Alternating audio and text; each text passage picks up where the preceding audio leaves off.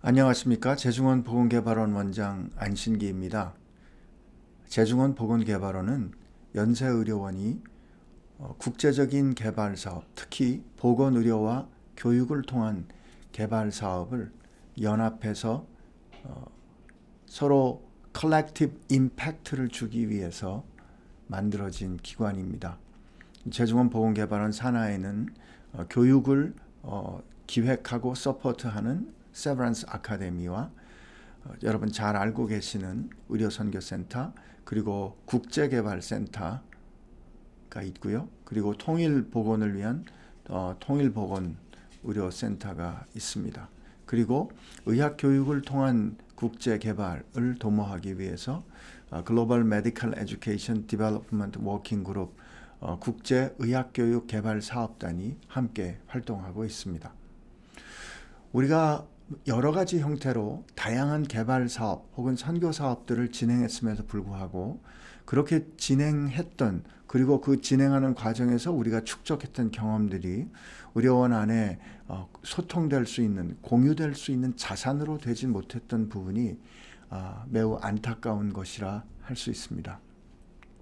재중원 보건개발원이 설립된 이유도 거기에 있습니다. 중요한 이유 중에 한 가지입니다. 우리가 실행했던 경험과 거기서 쌓였던 정보, 그리고 거기서 축적했던 어떤 성과들이 함께 공유되는 과정에서 서로 비판적인 성찰이 일어나고, 소위 크리티컬 리플렉션이 일어나고, 그것을 통해서 우리가 동일한 실수를 반복하지 않거나 혹은 우리가 성공적인 것들을 다른 사업에도 적용할 수 있는 이런 소위 시너지즘이, 이런 소위 시너지가 일어날 줄로 믿습니다. 이런 뜻에서 그간 저희가 진행했던 사업 중에 하나인 베트남의 보건의료 체계를 어떻게 역량 강화할 수 있을까 하는 이런 부분에 대해서 제가 PI가 돼서 이제 컨설팅 사업을 진행을 했는데, 그 부분에 대해서 여러분께 잠깐 소개를 드리고, 또 여러분이 거기에 대해서 또 많은 조언과 또 비판적인 성찰을 해주시기를 바랍니다. 그럼 지금부터 이 베트남 헬스케어의 인프라스트럭처를 강화하기 위한 저희의 컨설팅에 대해서 말씀을 드리도록 하겠습니다. 이 사업은 연세의료원이 단독으로 했던 것은 아니고요. 연세의료원과 현대경제연구원, 그리고 글로벌 디벨롭먼트 컨설팅이라는 이 세 개의 이 참여자가 컨소시엄으로 진행을 했습니다. 보시는 것은 사업의 서머리이고요. 8개월 동안 지난 3월부터 진행이 돼서 지난 11월 19일에 최종 보고회를 진행했던 그런 사업입니다. 수출입은행에서 발주한, 그래서 베트남의 보건부와 함께 진행했던 사업이 되겠습니다. 이 사업의 프레임워크는 이 KSB 사업에 있어서 아주 전형적인 프레임워크인데요. 우리가 현장에 가서 킥오프 미팅을 한 다음에 현장 조사를 해서 as is analysis를 하고, 그 다음에 그 찾아낸 문제나 혹은 도전 챌린지에 대해서 한국에 대응하는 경험들을 조사해서 두 개를 비교함으로 투두 모델을 디벨롭하고, 그리고 이와 관련된 사람들을 한국에 초청해서 역량 강화 워크숍을 하고, 그리고 최종 보고를 하는 이런 형태로 진행이 됩니다. 그런데 이번에 코비드-19의 이 아웃브레이크 때문에 우리가 베트남에 가지 못하게 됐습니다. 간다고 해도 이 기간이 이 격리하는 기간이라든지 하는 이런 부분에서 굉장히 어려웠기 때문에, 그래서 가지 못하는 이런 상황에서 이 코비드-19 지금 여전히 진행되고 있고, 지금 한국의 경우에 3차 유행을 지금 생각하고 있지 않습니까? 그런데 어떻게 이런 상황에서 그들과 함께 우리가 같이 일할 수 있을까 하는 이런 부분을 고민했어야 되는데, 오히려 역설적으로 그분들하고, 그러니까 파트너가 되는 베트남의 연구진들하고 더 자주 그리고 더 깊이 협력하는 그런 경험을 할 수 있었습니다. 이런 역설적인 경험이 소위 지금 이 비대면 시대에서 untech experience가 이 mediated presence로 가는 소위 untech presence, 그러니까 비대면 상황에서 IT를 베이스로 해서 굉장히 퍼스널한 경험들을 하는 이런 언택 경험들을 가능하게 해준다고 하는데, 저희 연구진도 그런 비슷한 사실을 경험했었고요. 또 한 가지는 그 역량 강화 워크숍을 우리가 할 수 없으니까 그 대신 e-learning 모듈을 저희가 개발했습니다. 그래서 이거는 같이 쉐어하고 우리 재중원 보건개발원 홈페이지를 통해서도 쉐어할 예정에 있습니다. 근데 문제는 보건의료 혹은 이 헬스케어의 기반시설 혹은 기저시설, 인프라스트럭처라는 게 무엇이냐는 거죠. 이건 굉장히 폭넓은 정의를 갖고 있고 정의마다 다양한 접근법들을 갖고 있기 때문에 이 사업의 RFP가 이 KSP 사업이 보통 6개월로 진행이 되는데 지나치게 포괄적이구나 하는 것이 저희 연구진의 어려움이기도 했습니다. 그래서 베트남 보건부 분들하고 우리가 같이 토론을 하면서 그러면 인프라스트럭처를 어떤 프레임으로 우리가 이 분석할 것인가를 합의를 했는데 그것이 잘 알려진 대로 이 헬스케어 시스템을 분석하는 아주 유용한 대표적인 툴인 세계보건기구 WHO가 제안한 6 Building Blocks입니다. 그래서 이 6 Building Blocks를 프레임으로 해서 우리가 진행을 하기로 했습니다. 그와 동시에 베트남 보건부에서 1차 의료를 강화할 수 있는 방법을 좀 찾아주시고 그리고 지금 역병을 겪으면서 질병 통제 시스템을 어떻게 강화할 수 있을지 그 방안을 좀 제안해 주십시오 하는 이런 부분에 대한 요청이 있었고 동시에 우리 쪽에서 인적 자원이 강화되지 않으면 사실 보건의 발전이 어렵습니다라는 주장에서 메디컬 에듀케이션, 헬스케어 워크포스들을 어떻게 개발하고 교육할 것인가에 대한 부분들을 우리가 필드 스터디를 하고 그 다음에 우리 한국의 경험들을 비교하고 그리고 거기에 근거해서 이 프로포설을 만드는 이런 사업을 진행을 했습니다. 이 베트남 전반적인 상황은 일단 문헌 조사를 진행을 하면서 실제로 베트남 전반의 상황이 현장에서는 어떻게 되는가를 우리가 관찰하기 위해서 지역 방문을 하기로 했었는데요. 최초에는 3군데 정도를 방문을 하면서 좀 발전된 성 그리고 평균 정도의 성 그리고 발전이 필요한 성을 프로빈스를 방문하기로 했었는데 우리가 실제로 그렇게 하기에는 이 코비드 아웃브레이크 때문에 어려웠습니다. 그래서 하노이에서 한 80km 떨어진 이 푸토라는 지역을 선정을 했습니다. 그리고 이 푸토 지역에 이 농촌 지역인 하호아 지역과 또 도시 지역인 탐농 지역 그리고 그 각각의 커뮤니티 헬스 스테이션 소위 그래스루트 레벨에서 프라이머리 케어를 하는 이 시설들을 방문하기로 했습니다. 각각에서 6 빌딩 블록에 대해서 이제 살펴보고 거기를 통해서 스트렝스와 챌린지를 살펴보기로 한 것이죠. 보건의료 전달 체계를 보면 특히 만성질환, 소위 비전염성 만성질환에 대한 관리 체계가 효과적이지 않고 거기에 대한 이펙티브하고 에듀케이트한 인베스트먼트가 안 되고 있고 그리고 이 그래스루트에서 이 국가 최상위 기관까지 가는 그 레벨마다 이 서로 연결이 잘 되지 않는 코디네이션이 되지 않는 이런 모습을 볼 수 있었습니다. 실제로 우리 현장에 가보면 현장에서는 베트남 정부는 이 베트남이 아시는 것처럼 베트남의 의료는 기본적으로 공적 의료입니다. 퍼블릭 헬스케어인데 이 각 헬스 섹터에서 대개 2가지의 사명을 요청을 받습니다. 첫째는 예방이고요. 둘째는 임상 진료입니다.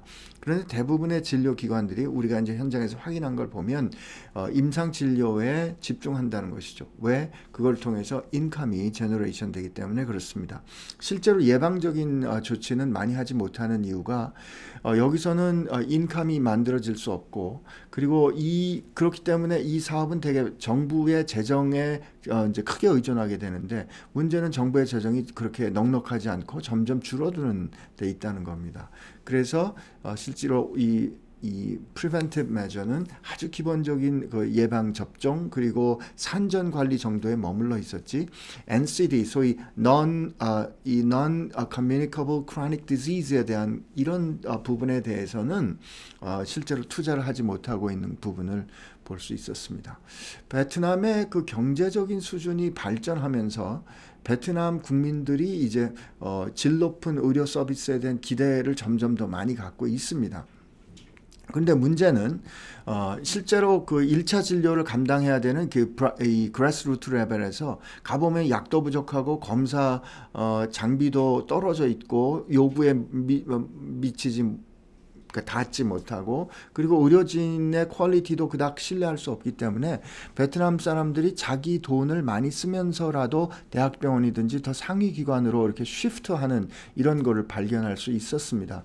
그래서 실제로 여전히 베트남 총 의료비 지출의 47%, 50% 정도가 환자들이 자기 부담으로 지금 하고 있는 겁니다.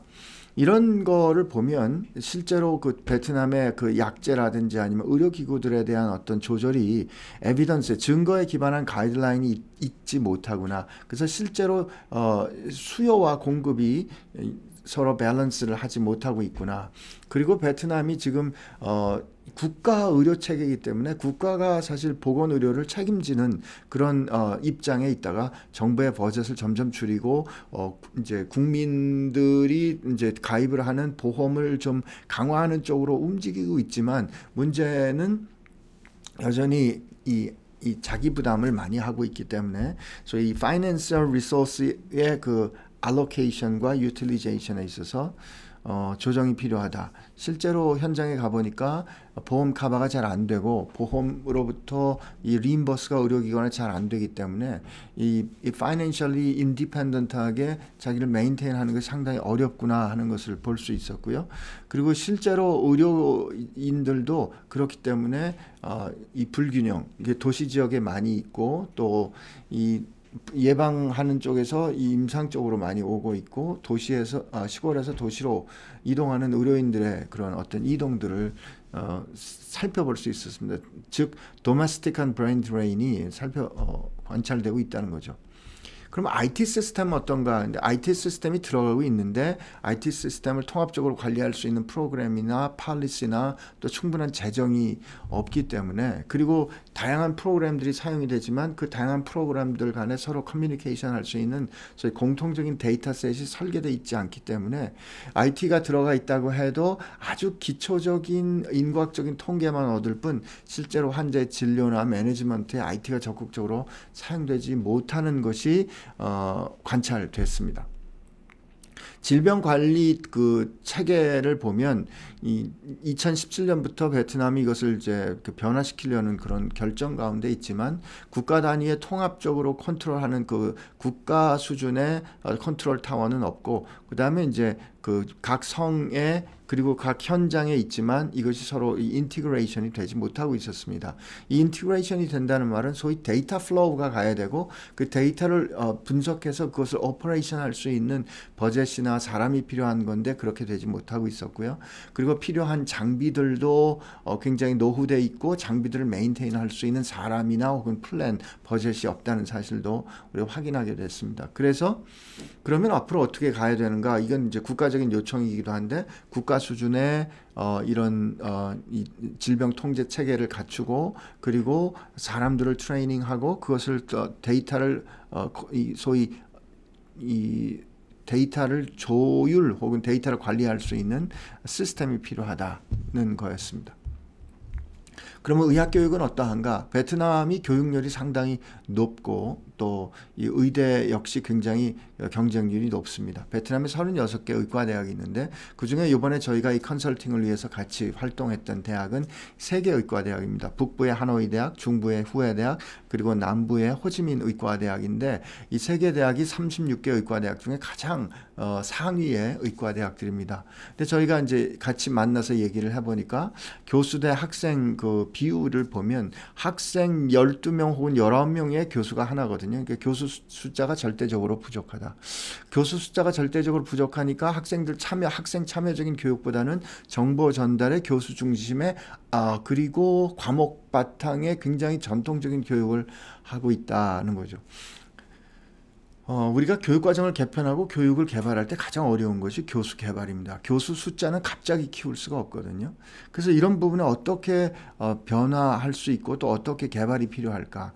그리고 베트남의 의학교육을 봤을 때 의학교육의 어떤 질을 관리하고 보장할 수 있는 소위 평가 인증 시스템, accreditation 시스템이 없고, 그리고 졸업한 이후에 의사 국가고시를 볼 수 있는 체계도 없었습니다. 그리고 이제 보통 이제 졸업하면 20% 정도가 전문의 트레이닝을 가고 80% 정도는 일반의가 되는데, 최근에 이제 일반의가 되기 위해서는 18개월의 인턴 수련을 요구하고 있습니다. 그런데 그 인턴 수련 프로그램이 잘 스트럭처 되어 있지 않기 때문에, 설계되어 있지 않아서 사실 제대로 훈련을 받고 일반의가 되지 못하는 수준에 있습니다. 1차 의료기관이 그러면 어떤 역할을 할 것인가, 거기에 어떤 사람이 필요할 것인가라는 전략적인 결정이 없으니까 거기에 맞추어서 포스트 그래주에이트 혹은 컨티니어스 메디컬 에듀케이션을 하기 어려운 거고, 그 다음에 베트남에는 그 프랑스 시스템과 또 최근에 들어오는 미국 시스템과 이런 다양한 시스템이 지금 혼재되어 있으면서 레지던트 트레이닝 프로그램도 굉장히 빠른 변화를 보이고 있어서 여기에 대한 어떤 투자가 필요한 이런 실정이었습니다. 그래서 우리가 살펴본 이런 어떤 이유들로 인해서 베트남의 이 보건의료를 지속 가능한 발전을 이루는 데 어떤 장애를 보이고 있다라는 이제 평가를 하게 된 거죠. 그래서 이거를 그러면 어떻게 우리가 이제 바꿔볼 수 있을까? 이게 프로블럼 트리를 거기에 대해서 잘 거꾸로 살펴보면 이게 이제 솔루션 트리가 될 수 있기 때문에, 그러면 이런 문제들, 이런 필요들을 한국은 어떻게 했는가를 저희가 좀 살펴보았습니다. 우선 1차 의료하고 관련된 건데요. 여러분 잘 아시는 것처럼 한국 의료 시스템과 베트남 의료 시스템은 근본적인 차이가 있습니다. 한국의 보건의료는 80% 이상이 민간에 의해서 제공이 됩니다. 그러므로 우리 보건소와 같은 공공 수준의 어떤 1차 의료기관들이 해야 되는 역할은 사실 조금 다르죠. 그래서 치료보다는 예방에, 그리고 만성질환의 관리 쪽에 강조점을 두어서 거기에 대한 전략들을 가지고 캠페인이라든지 아니면 스크리닝 사업들을 주도적으로 진행을 하고 있습니다. 그러면 각 굉장히 다양한 이런 1차 의료기관 혹은 굉장히 다양한 우리 의료기관들에서 일어나고 있는 의료 행위들이 어떻게 모니터되고 어떻게 관리되고 또 국가적으로 어떻게 통합되고 있는가. 왜냐하면 한국은 하나의 보험자에 의해서 소위 포괄적 의료 보장이 이루어지고 있지 않습니까? 이거는 결국은 이 신경망과 같이 이 전 의료기관들이 연결되어 있는 소위 정보 시스템을 통해서 그렇게 되고 있는데요.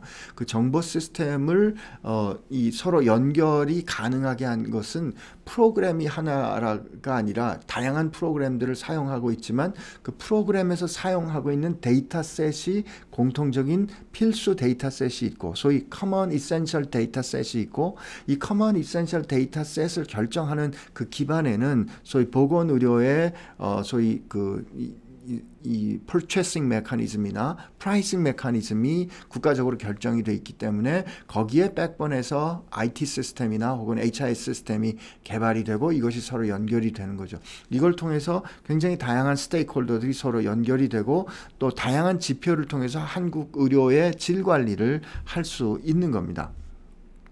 80% 이상의 의료기관들이 이렇게 IT를 사용하고 있고, 그리고 처방전달 프로그램들이 들어가면서 굉장히 효율적으로 모니터될 수 있고요. 그리고 우리의 이번에 그 코비드-19이 지금 여러 가지 비판도 있고 또 여전히 위기이고 3차 대유행의 위기 앞에 우리가 서 있긴 하지만, 그래도 한국은 IT에 기반한 성공적인 방역 사례로 알려져 있죠.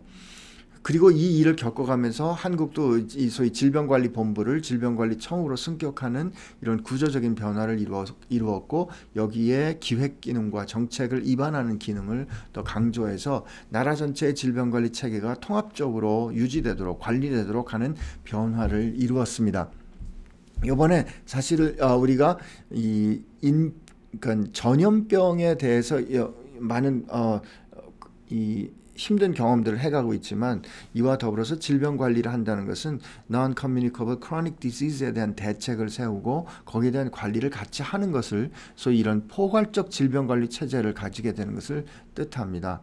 베트남도 2017년에 그런 결정을 했고, 그래서 비슷한 여러 가지 기능을 가진 어떤 이런 기관들을 서로 이렇게 통합해가는 그런 과정이 있지만, 이것을 제대로 이루기에 충분한 버젯이 없기 때문에 한국 정부가 여기를 지원하는 이런 프로그램 이 소위 사업에 대해서 양자 간의 그 이해가 있었고, 이번에 저희가 컨설팅을 하면서 이 프로젝트에 대한 어떤 개념을 제안하는 프로젝트 컨셉 페이퍼를 작성을 해서 제안을 했는데 양쪽에서 다 동의를 얻은 상태입니다. 그래서 이 프로젝트를 통해서 하노이와 호지민, 베트남이 나라가 이게 길게 두 개로 돼 있기 때문에 두 군데 내셔널 레벨의 센터를 구축하고, 그리고 이 경계와 이 접경 지역에 20개 성의 provincial CDC를 구축하고, 그 산하에 이 CDC를 구축해서 서로 디지털라이즈드 된 네트워크로 연결을 하고, 이 데이터가 적극적으로 분석이 되고, 또 환자를 관리하고, 또 질병을 방역하고, 또 보건 지표를 관리하는 어떤 정책들을 입안해 가는데 필요한 지표로 활용될 수 있도록 저희가 이 권고를 했습니다. 물론 이것을 이룰 수 있는, 이걸 오퍼레이션 할 수 있는 사람과 그 사람의 트레이닝에 대한 계획들도 장비를 포함해서 저희가 제안을 했었고요. 의학교육과 관련해서는 지금 커리큘럼 디벨롭먼트에 대한 관심들을 많이 보이고 있기 때문에 연세의대가 앞으로 호지민 의과학대학과 더불어서 5년 동안 그 커리큘러 디벨롭먼트를, 특히 IT를 베이스로 해서 이 플립드 러닝과 팀 베이스드 러닝을 하면 교수의 숫자가 그렇게 많지 않아도 효율적인 액티브 러닝을 할 수 있는 것들이 증명되어 있기 때문에 우리가 그런 부분을 좀 강조해서 커리큘러 디벨롭먼트 사업을 진행할 예정에 있습니다. 그리고 베트남에서 이제 의료위원회 메디컬 카운슬을 보건부 안에 이제 설치하면서 특히 이제 어크레디테이션 시스템이라든지 메디컬 라이센싱 익자미네이션에 대한 것들을 시작을 했는데요. 한국의 경우에는 이제 1996년부터 평가 인증이 진행이 돼서 의학 교육의 질 관리에 상당히 중요한 영향을 주고 있습니다. 그리고 의사 국가고시를 필두로 해서 여러 가지 다양한 보건 관련된 사람들에 대한 소위 인증, 면허 시험을 지금 소위 국시원에서 진행을 하고 있는데요. 예를 들어서 이제 2009년부터 우리가 그간에 한 10년 정도의 준비를 통해서 실기 시험을 시행을 했는데, 소위 클리니컬 스킬즈에 대해서 이 실기 시험의 실시는 아시아 지역에서 이제 한국이 처음 있는 사건이었고, 이걸 통해서 의학 교육에 또한 상당한 변화가 있었습니다. 그래서 이런 국가적인 이 소위 라이센싱 익자미네이션 할 수 있는 그런 프로그램을 우리가 제안을 했고요. 그리고 이제 포스트 트레이닝과 컨티뉴어스 에듀케이션에 관련해서는 사실 각 레벨에서의 어떤 전문의의 필요나 아니면 일반인은 어떤 목적으로 이들이 커뮤니티 헬스 스테이션이나 디스트릭트 헬스 서비스 센터에서 일할 것인가를 결정하면 거기에 대한 어떤 수련 프로그램들을 결정할 수 있을 겁니다. 그래서 이런 부분에서 우리가 소위 퀄리티 어슈어런스를 어떻게 할 것인가, 그리고 지속적으로 어떻게 소위 퀄리티 에듀케이션을 할 수 있는가 하는 이런 방안에서 커리큘러 디벨롭먼트, 어크레디테이션 시스템, 그다음 라이센싱 익자미네이션 시스템에 관련된 부분을 제안을 했고, 그 필요성에 대해서 베트남 정부도 동의한 상태이고요. 그다음에 이 디지스 컨트롤 시스템에 관련해서는 앞서 말씀드린 것처럼 우리가 프로젝트 컨셉 페이퍼를 제안해서 그들이 거기에 대해서 이제 또 동의를 한 상태에 있습니다. 문제는 이 프라이머리 헬스케어를 어떻게 강조할 것인가, 강화할 것인가 하는 이런 부분인데, 저희가 살펴보니까 이게 굉장히 복잡한 문제입니다. 간단하지 않았습니다. 근데 저희가 이제 이 6 빌딩 블록에서 결국 이게 파이낸싱 메커니즘과 굉장히 중요하게 얽혀 있구나 하는 걸 봤는데요. 현재도 지금 한 스터디로 보면 프라이머리 헬스케어가 커뮤니티 스테이션에서 이 프라이빗 섹터나 혹은 그 위쪽으로 윗레벨로 이렇게 쉬프트되는 이유가 있습니다. 이게 보다 질 좋은 의료 서비스 때문인데요. 근데 문제는 이제 프라이빗 섹터에서 일어나고 있는 의료에 대해서는 전혀 정보가 없는 겁니다. 그리고 실제로 그래스루트 레벨에서 커뮤니티 스테이션에서 진행되는 의료의 내용도 지금 모니터가 되지 않고 있거든요. 그래서 이런 커먼 데이터셋이 있고, 그 커먼 데이터셋이 이 의료정보 시스템을 통해서 연결이 돼야 사실 모니터를 할 수 있을 텐데, 그 커먼 데이터셋을 결정하기 위해서는 사실은 의료 행위에 대한 어떤 정의나 그리고 의료 수가 체계에 대한 어떤 결정이 있어야, 그걸 통해서 이 머니 플로우가 결정이 돼야 사실은 민간이든 공공이든 서로 커넥션 할 수 있는 거죠. 그래서 저희가 이제 그 연구를 하면서 볼 때 이 헬스 파이낸싱과 인슈런스 시스템 임프루브먼트가 결국 근간이 되는 프로젝트구나. 이게 쉽지 않아도 이거는 중장기적으로 진행을 해야 되겠다라는 이 생각을 분명히 가지게 됐고, 사실 이것이 또 베트남의 요청이기도 했습니다. 그리고 이 체계와 소위 프라이싱 메커니즘 혹은 퍼체싱 메커니즘들이 같이 결정이 되면서 거기에 대응하는 IT가 개발이 같이 진행이 될 때 그 커먼 데이터 셋을 통해서 서로 연결할 수 있는 그런 일들이 진행이 될 수 있을 거라고 생각하고요. 이 퀄리티 에듀케이션과 관련된 것은 이제 국가의 결정이 있기 때문에 그 국가의 결정을 지지해 줄 수 있는 그런 지원이나 프로젝트들이 제안이 되면 성과를 보일 수 있지 않을까 이렇게 생각을 합니다. 그래서 이런 부분에서 이제 그 저희가 이 짧은 기간에 KSP 사업을 통해서 베트남을 이해하고 한국의 사례를 비교해서 레코멘데이션을 했는데요. 사실 이게 이렇게 한번 이렇게 레코멘데이션 하고 끝나기 때문에 그 이후의 변화를 모니터링하고 그 이후에 진행되는 사업에 대해서 같이 좀 평가도 받고 진행을 하는 좀 더 긴 안목의 사업이 있어야 좀 더 포괄적인 어떤 그리고 성공적인 실제로 현장의 변화를 이뤄낼 수 있는 그런 사업들이 진행이 될 수 있을 거라 생각하게 되었습니다. 저희가 이 사업을 진행을 하면서 이 사업이 워낙 포괄적이었기 때문에 이 부분에 있어서 좀 어려운 점이 있었습니다. 그럼에도 불구하고 이 사업과 관련해서 저희가 했던 이제 몇 가지 그 얻었던 교훈들은, 첫째는 그 코비드-19 때문에 베트남에 가지 못했기 때문에 베트남에 있는 현지 연구진이나 현지 파트너들을 저희가 신뢰할 수 있는 그런 경험을 했다. 그리고 오히려 비대면이기 때문에 다른 IT 베이스드 된 인터랙션을 통해서 더 빈번하고 더 활동적이고 더 깊은 공감과 소통을 할 수 있는 그런 계기가 됐고요. 이것은 조금 더 심층적으로 폭넓게 보면 우리가 소위 개발 협력을 할 때 그 오너십과 그 얼라인먼트라는 게 있지 않습니까? 그런데 저희가 이번에 가지 못했기 때문에 오히려 오너십을 공유하고 얼라인먼트를, 현지의 자원을 최대한으로 사용하는 그런 얼라인먼트를 구축할 수 있었던 경험이다, 이렇게 생각이 됩니다.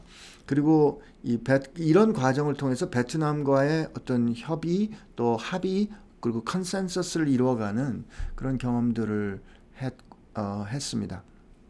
다만 문제는 한국의 독특한 경험이 베트남에게 어떻게 이식될 건가 하는 이런 부분에서는 저쪽도 한국을 이해하는 그런 과정들이 좀 필요하다고 생각이 됩니다. 그런 면에서 이후에 이 컨설팅과 관련된 그런 사업이 계속 좀 진행이 되기를 바라고요. 저희 그 재중원 보건개발을 통해서 이 사업 최종 보고서와 또 이 보고와 관련됐던 저희 경험들을 공유할 수 있는 그런 기회, 또 그런 자료들을 저희가 같이 공유하도록 하겠습니다. 감사합니다.